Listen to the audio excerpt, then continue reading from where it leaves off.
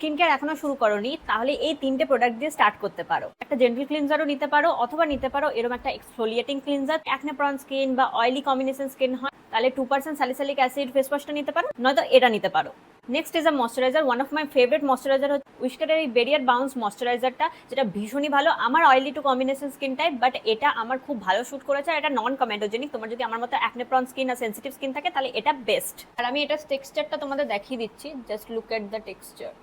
এটা একদম স্নেল মিউসিনের মতো, বাট ডোন্ট ওয়ারি, এটাতে স্নেল মিউসিন নেই, এটাতে আছে মুং মিউসিন। আর দেখো কি সুন্দরভাবে এটা ময়শ্চারাইজ করলাম আমার স্কিনটাকে। গরমকাল হোক বা শীতকাল, সানস্ক্রিন ইজ নন নেগোশিয়েবল। আমার পছন্দ এই দুটো সানস্ক্রিন, এর মধ্যে যে কোনো একটা নিতে পারো। আমি ইউজ করি এই ইউভি ডক্সের সানস্ক্রিনটা, যেটা আমার ডার্ম্যাট আমাকে রেকমেন্ড করেছিল, আর এটা হচ্ছে best sunscreen in the world. তোমার যদি সেরকম কোনো প্রবলেম না থাকে, আমি আগে এই সানস্ক্রিনটা ইউজ করে দেখেছি, ডার্মাকোর 1% হাইলোরনিক সানস্ক্রিন অ্যাকোয়া জেল।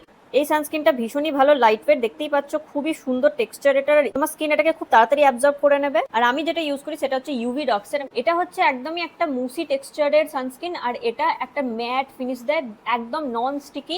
মনেই হবে না যে তুমি স্কিনে কিছু লাগিয়েছো, ভেলভেটি ফিনিশ দেয় এটা। কমেন্ট করে দিও, প্রোডাক্টস লিংক তোমার ডিএম এ চলে যাবে।